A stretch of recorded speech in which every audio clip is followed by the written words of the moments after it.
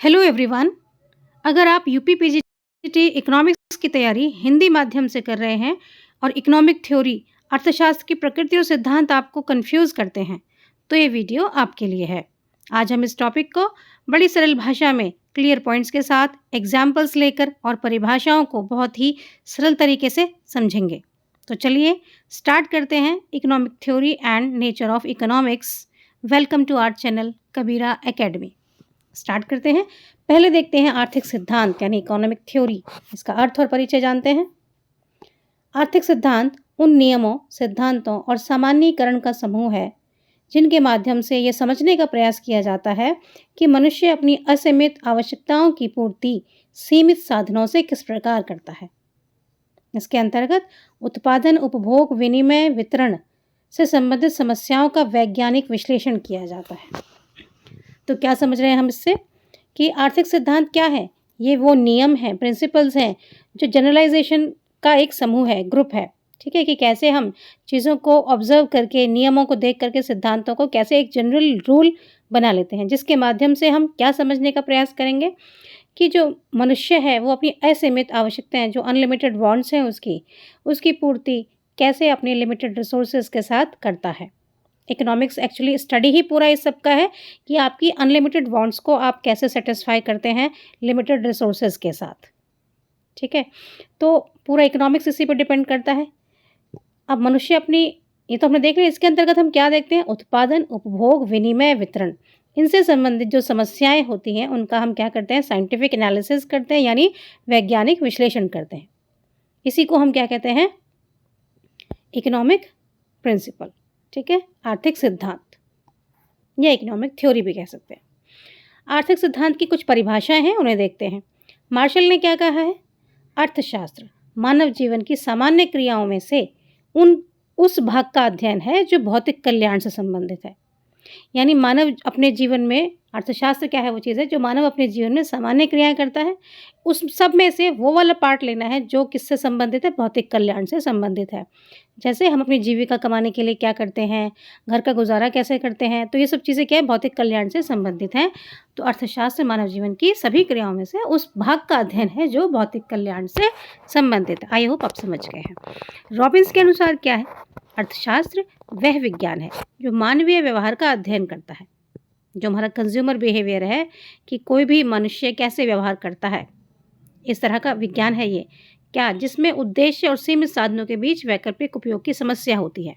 हमारे पास साधन कैसे हैं? लिमिटेड हैं, सीमित साधन हैं। तो हमारा उद्देश्य क्या होता है कि इसका हम बेस्ट यूटिलाइजेशन कैसे कर सकते हैं, इसका वैकल्पिक उपयोग की समस्या क्या है। यानी एक रिसोर्स है, हम उसको, हमारे पास चॉइस काफ़ी है कि इसको कहाँ कहाँ हम इस्तेमाल कर सकते हैं।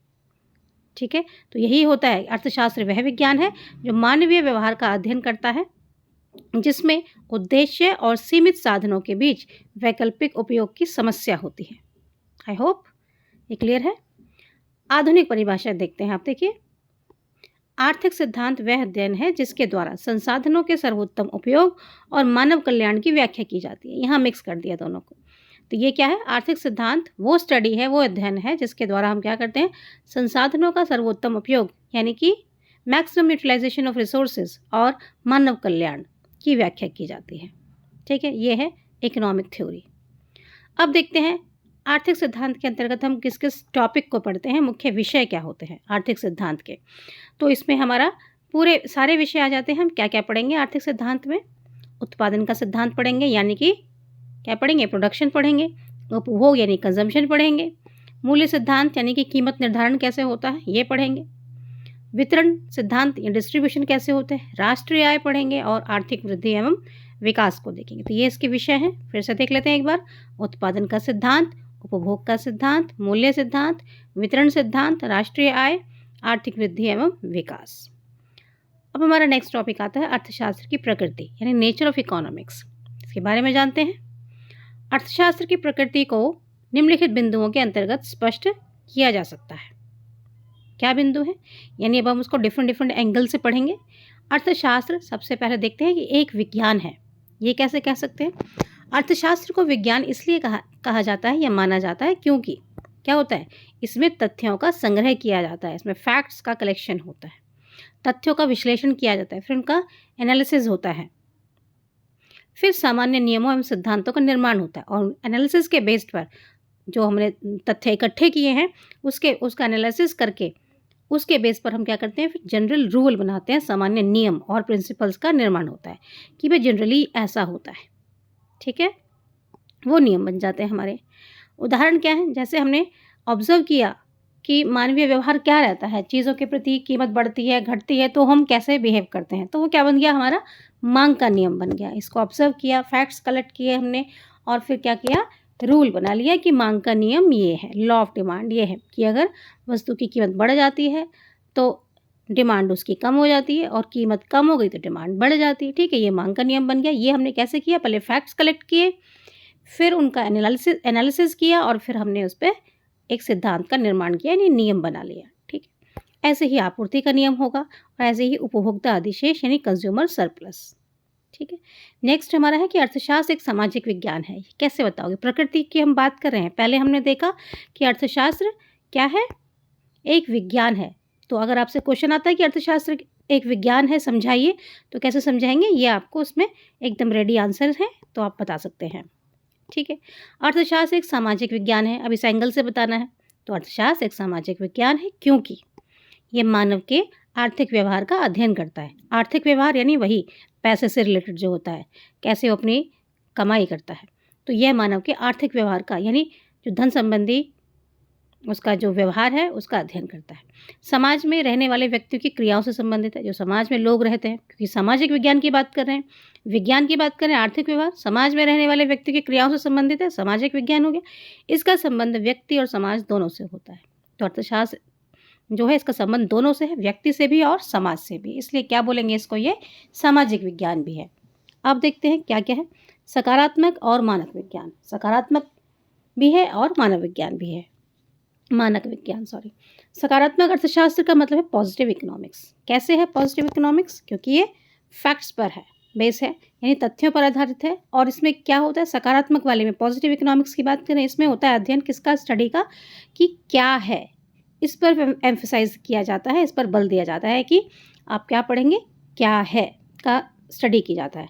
और ये क्या है, मूल्य निरपेक्ष होता है। सकारात्मक अर्थशास्त्र यानी पॉजिटिव इकोनॉमिक्स मूल्य निरपेक्ष यानी वैल्यू न्यूट्रल होता है। हम सिर्फ ये देखते हैं कि जैसे लॉ ऑफ डिमांड है, लॉ ऑफ डिमांड में हम सिर्फ इतना पढ़ रहे हैं कि उसका व्यवहार कैसा रहता है, कीमत बढ़ने पर डिमांड का क्या होता है, कम हो जाती है, कीमत कम होने पर डिमांड बढ़ जाती है। लेकिन हमने ये बात नहीं की अभी कि कितनी डिमांड कम होती है या कितनी प्रतिशत कम हो जाती है या कितने प्रतिशत बढ़ जाती है, कितनी ज़्यादा बढ़ जाती है।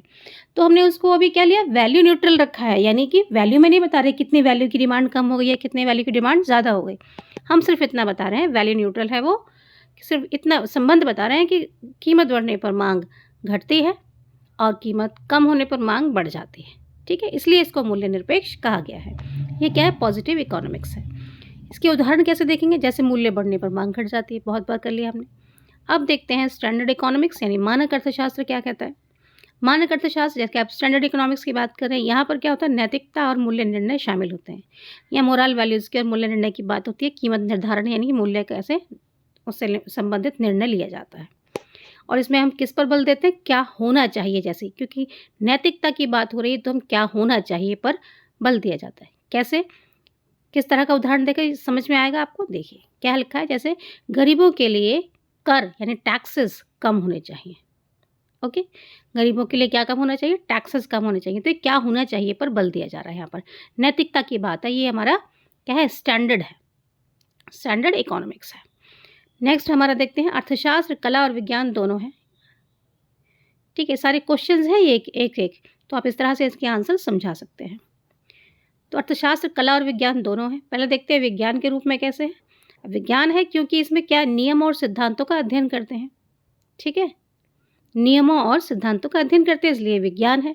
और कला के रूप में कैसे है ये, इन नियमों का व्यवहारिक जीवन में प्रयोग, वो एक कला है कि कैसे इन नियमों का आप अपने व्यवहारिक जीवन में अच्छे से प्रयोग कर सकते हो। और दूसरा क्या है, आर्थिक जो नीति निर्माण में उपयोग होता है, कला है तो ये फिर ये आर्थिक नीति निर्माण, आप देखते हो हमारी सरकारें जो है कितनी पॉलिसीज़ बनाती हैं कल्याण के लिए, है ना, तो क्या है आर्थिक नीति निर्माण में भी ये उपयोग, तो वो क्या है, कला है। नेक्स्ट देखते हैं धन तथा मानव कल्याण से संबंधित विज्ञान। धन तथा मानव कल्याण से संबंधित विज्ञान में प्रारंभिक अर्थशास्त्र कैसा था? धन केंद्रित था। शुरू का अर्थशास्त्र जब हमने शुरू किया था उस वक्त कैसा था? ये धन केंद्रित था। आधुनिक अर्थशास्त्र मानव कल्याण पर आधारित है। आधुनिक अर्थशास्त्र किस पर है? मानव कल्याण पर आधारित है। आर्थिक विकास, रोजगार, गरीबी, जीवन स्तर से जुड़ा हुआ है, इसलिए हम क्या कह रहे हैं इसको? धन मानव कल्याण से संबंधित, धन और मानव कल्याण से संबंधित ये एक विज्ञान है। समझ लिया? शुरू का अर्थशास्त्र हमारा धन पर केंद्रित था, आधुनिक अर्थशास्त्र मानव कल्याण पर आधारित है, और इसमें क्या स्टडी करते हैं? मानव कल्याण पर आधारित है तो आर्थिक विकास, रोजगार, गरीबी, जीवन स्तर से जुड़ा हुआ है। ये उदाहरण भी समझ सकते हैं, इसका क्या है? उदाहरण है। ओके, तो जब इकोनॉमिक डेवलपमेंट करेंगे तो ये उदाहरण ही हुआ, धन से संबंधित है। रोजगार की बात कर रहे हैं, मानव कल्याण है। गरीबी को हटाने की बात करेंगे, कम करने की बात करेंगे, ये मानव कल्याण है। जीवन स्तर से जुड़ा है, ये भी मानव कल्याण है। तो ये एक तरह से इसके क्या है, आप इनको उदाहरण कंसिडर कर सकते हैं कि ये उदाहरण है, एग्जाम्पल्स हैं। यहाँ पॉइंट गलत लिख गया है, ठीक है। नेक्स्ट देखते हैं स्थिर एवं गतिशील प्रकृति। स्थिर अर्थशास्त्र में क्या होता है? स्थिर अर्थशास्त्र, इससे पहले के वीडियो में हमने पढ़ा था स्टैटिक एंड डायनेमिक एनालिसिस में स्थिर, स्थैतिक और गतिशील अर्थशास्त्र पढ़ा था हमने, उसमें अलग से टॉपिक हमने डिस्कस किया हुआ है, आप वीडियो देख सकते हैं जाकर के। किसी एक समय की आर्थिक स्थिति का अध्ययन करता है स्थिर अर्थशास्त्र, यानी किसी एक पॉइंट ऑफ टाइम पे स्टडी करता है ये। जैसे 31 दिसंबर को आपने देखा कि बैलेंस शीट की डेट ये है, इस पर कंपनी की क्या पोजीशन है, ठीक है। आपने देखा आज के टाइम 11 बजे स्टॉक मार्केट का क्या हाल था, वो क्या है? एक पॉइंट ऑफ टाइम पे बात हो रही है, किसी एक समय की आर्थिक स्थिति का अध्ययन करता है। गतिशील अर्थशास्त्र क्या कहता है? यहाँ समय के साथ होने वाले परिवर्तन देखे जाते हैं। ऊपर वाले में क्या था कि वहाँ सिर्फ एक समय की बात हो रही थी, समय को इग्नोर किया गया, बेसिकली समय की बात ही नहीं हो रही, किसी एक पॉइंट पे बात की जा रही है। यहाँ पर समय के साथ होने वाले जो परिवर्तन हुए हैं उनकी बात की जाती है। विकास, तकनीकी परिवर्तन, जनसंख्या आदि, ये सब इसके उदाहरण हैं, ठीक है। कि डेवलपमेंट हुआ, कैसे हुआ, यहाँ तक कैसे पहुँचे, इस पॉइंट तक कैसे आए, तो ये सब क्या है? हमारा गतिशील अर्थशास्त्र है। और उसमें हम क्या ले सकते थे? जैसे हम देखते हैं कि इक्विलिब्रियम पॉइंट कहाँ पर है, जहाँ पर डिमांड और सप्लाई कर्व जो है एक दूसरे को काटते हैं, वो हमारा क्या होगा? इक्विलिब्रियम पॉइंट, इन संतुलन बिंदु है, वो एक क्या है? एक समय पर है, तो स्थिर है, वहाँ पर समय स्थिर होता है, फ्रोजन पॉइंट होता है। और गतिशील में अर्थ क्या होता है? समय जो है वो समय के साथ जो परिवर्तन हुआ है उसकी हम स्टडी करते हैं, जैसे विकास, तकनीकी परिवर्तन, जनसंख्या वृद्धि आदि, ठीक है। इसमें एक अवधि को लेते हैं और उसमें एक पॉइंट ऑफ टाइम को लेते हैं। समझ में आया है?